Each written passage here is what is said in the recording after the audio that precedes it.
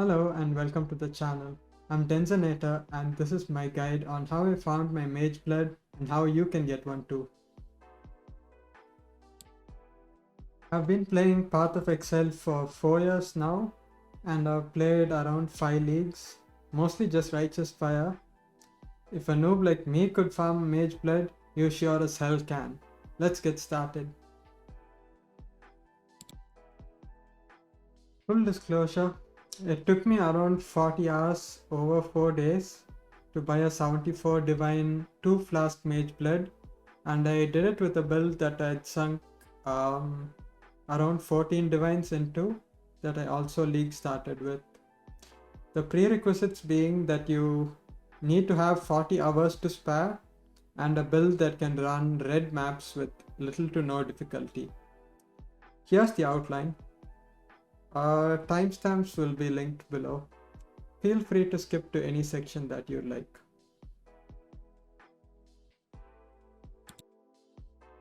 So here's the strat.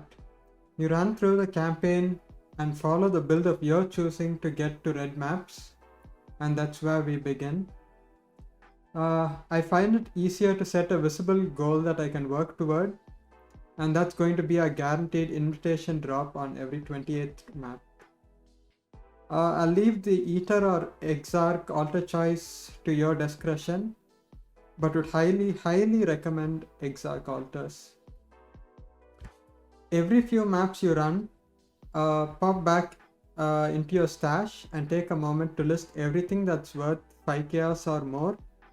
Awakened PoE is just a godsend, man. So make sure you dump your loot every time your inventory is full. And then you will continue mapping until someone hits you up and offers to buy your wares. When that happens, portal out, make a quick trade and then get back to mapping. Keep your eyes on the price. Incandescent or Eater invitations for that matter are a guaranteed 130C. It might not seem like much, but at least it's a tangible target. Keep in mind, I was super tempted when I got to around 40 divines. Do not gamble, at least if you have luck as bad as me. And well, the rest is quite self-explanatory.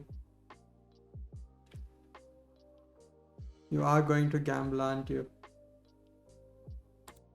As far as builds go, not every build is gonna work with this strat. Mappers, or at least hybrids, should get the job done. Bosses, I'm sorry, but this might not be the way for you to go. While speccing your atlas, make sure to pick mechanics that you enjoy, or you're sure to burn out really quickly. And you won't make it even halfway through, trust me on that. Here's how you rake in the moolah. I'm gonna go over each one individually, explaining what you get out of it. Altars, Exarch, definitely. These are huge right now. They can roll modifiers that make their mobs drop Awakened Sextants or Chaos Orbs. One Sextant is currently worth 5 Chaos. If you get an early altar in a map, you can walk away with as many as 10 Sextants per map. Make sure you read the downsides and make sure there are things that do not brick your build. I've had Awakened Sextant altars pop up on every 5th or 6th map, so it's definitely worth it. Next, Awakened Sextants. They are commonly found in outposts and cities while delving, or even in heist reward rooms. This is in addition to those that you get during altars. Invitations. There are invitations other than the guaranteed ones that can drop from map bosses. These include the Maven ones like the Feared, and those go for like anywhere between 9C to 30C each. Guardian maps. These also drop from map bosses. The current rates are somewhere around 13 chaos for Elder and Shaper, Guardian, maps and around 40 chaos for Conqueror maps. We improved the drop rates of Conquerors on our Atlas passive tree to boot. Synthesis maps or other unique maps also supplement this, but you want to run the unique ones if you haven't completed your Atlas yet. On to the next one. The most common profitable map fragments are Uber series. These turn up like candy in a vending machine during rituals. It's hard to go a couple without spotting at least one. For scarabs, I'm sure there's more efficient ways of bulk selling them, but I just couldn't be bothered. I just upgrade lower tiers to polished and list them for sale. Deli-orbs are pretty nice too. They're not the most common, but you can get a couple every other deli mirror. They pay pretty hefty for the scarab or div deli-orbs. Harvest is one of those mechanics I just hate going out of my way to do. Like, man, it just breaks the flow of my mapping. But the price on yellow juice, which is used for div card gamba, is pretty big right now. So clearing out harvest doesn't hurt, and it might have a pretty hefty payout once you get like 8,000 juice. Fossils and essences are just things I stockpile during delve and general mapping. I'm sure bulk selling them is great and all, but I just list them individually. The prime resonators though are pretty noteworthy. They go for around 30 chaos each. You can find quite a few of them around depth 200 in delve. So on to the uncommon rewards. So lab trials. Let's talk about lab trials. They're kind of weird. We spec into the Atlas and have around a 20% chance of being rewarded with an upgraded offering, and those are the only ones that do. So if it specifies that it offers you an upgraded offering to the goddess, that's when you go in and do it. They have pretty big payouts. I've gotten 3 gifts to the goddess so far, and they're currently going for 1.5 div each. If you don't hit the jackpot, you still walk away with either the 12 chaos or the 30 chaos offerings, which isn't too bad. Heist gems. I've had a ton of heist blueprints saved up from the sheer number of smugglers caches you open up. I ran the ones with unusual gems and got 100 chaos payout on almost every other map. The highest being like a 3 div gem that I pulled on stream. So you can get really lucky with these. Delving is a treasure trove past depth 200. I don't know what else to tell you. We spec into the Atlas passive that gives us sulfite on every map completion. So we're never really too far away from our next delve. While delving, make sure to make a beeline for harbingers or any Val and abyssal cities you spot. Currency nodes aren't the best, but they bestow you with the occasional sextant stack, which is nice. I've had 3 raw divine drops in Val cities and up to 8x sextant stack drops. While delving, you also run into harbingers occasionally who might drop fracturing shards, which are like 45C each. But man, I just love going ham on the floaty blue guys. They're like Smurfs, except they're like loot goblins. Loot Smurfs, I guess. That's what I'm going with. Okay, 2 gen. I've gotten like 2 divs from him this league. Not incredible, but I'll take it. I'm no good with the others like Gwenon and Rog. I just have no idea how to profit off of them. But if you know how to get the best of them, by all means do. Ritual Ritual just shits out rewards like nobody's business.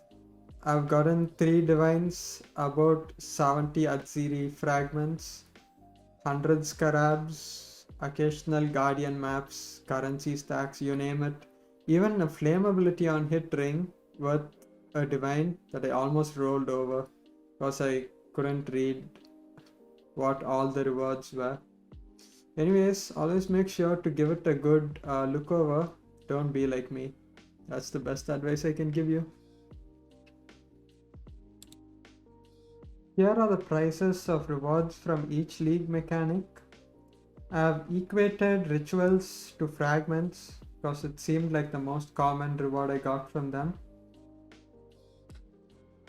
I'll leave this up for a second. Pause it if you want to get a better look.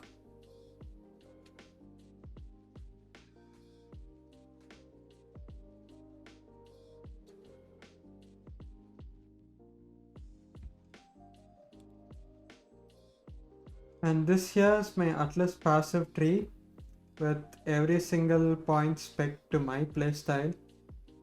This is completely up to personal preference, bar 3 clusters. So these exarch nodes on the left that I'm about to highlight are crucial for alter sextant drops. You want to get these 6 and this entire one down here because this increases pack size, which gives you more chances for sextant drops. This helps you advance faster towards your invitation, and this just helps alter spawns, which is great either way. These 4 labyrinth nodes at the center are most value for 4 nodes, courtesy my friend Nightwing who informed me. So once you spec into this, you can get the upgraded offering to the goddess, which is the 1.5 divine worth thing. And then there's these 3 conqueror nodes at the top right. These increase the chances of the 40 chaos guardian map drops, or should I say conqueror map drops.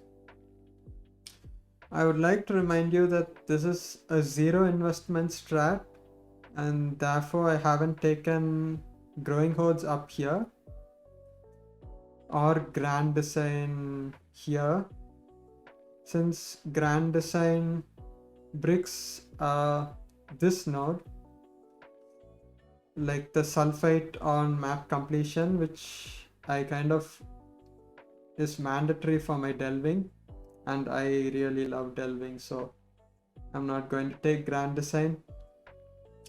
Anyway, feel free to keep the parts of the tree that you like and tweak the rest to your liking, preferably keeping it to mechanics that you can complete during the general flow of mapping without having to go out of your way too much.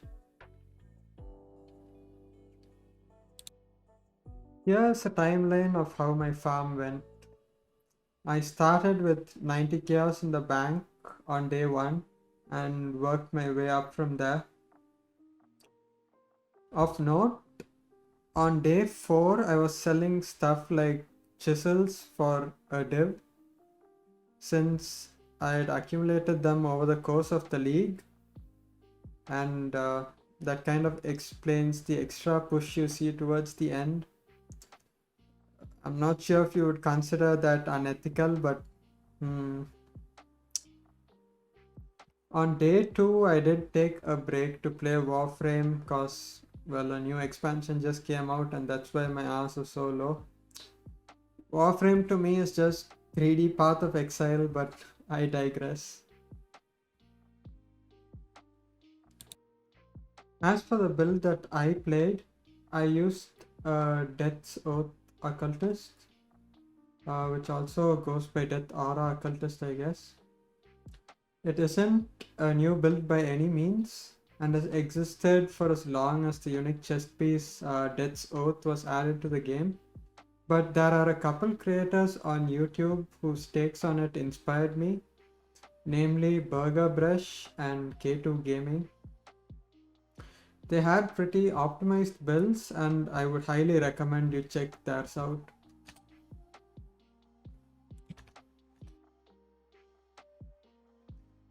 Mine is a scuffed version in comparison, lacking a bit in damage, but I have included an aspect of the spider ring that I saw people running, whose builds I got from the PoE Ninja ladder. And I've also made quality of life inclusions like inspired learning and rampage on weapon swap. There are small things I just can't live without.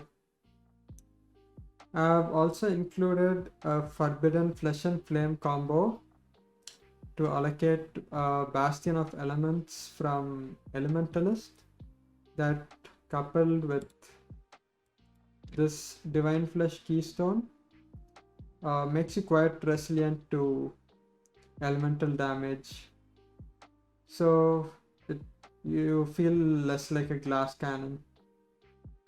But that's simply because I'm kind of bad at the game. What did you expect? To end the video, here's a showcase of how my current setup maps through a red map. I hope you enjoy. Also, good luck farming your mage bloods. I'd love to hear your comments if you found anything useful or have any questions about any strat or anything. I'm sure there's a ton of mage blood farming guides out there by people much better than me, but I'm a pleb and I honestly never thought I'd make it this far, which is why I thought it worth presenting the farm from my POV. Anyway, see ya.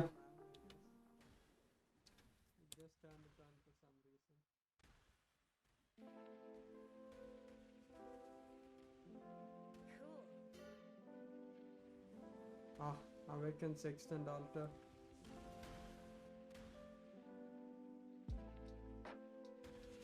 Cool.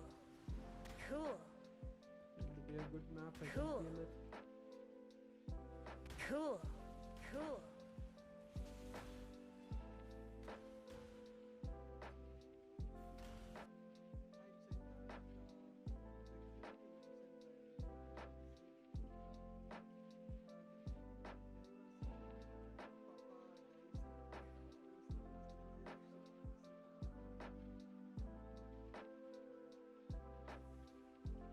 Oh, that's actually Crystal Maiden's voice line. I got it off Dota. Pulled it off the wiki, I think. Cool. I have way too many games with Crystal Maiden. Cool. I think I have over 1,500 with her. Cool. And when you have that many, it's like, if I can bear her voice there, Cool. I can bear her voice here, Cool. so can't I?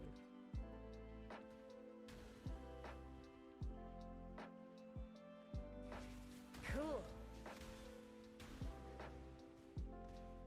Cool. Cool. Cool. Cool. Cool. Cool.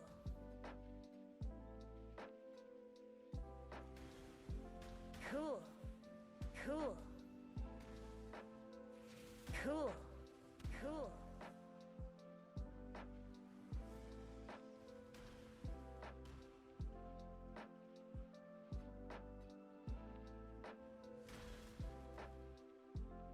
How many sextants is that? 10?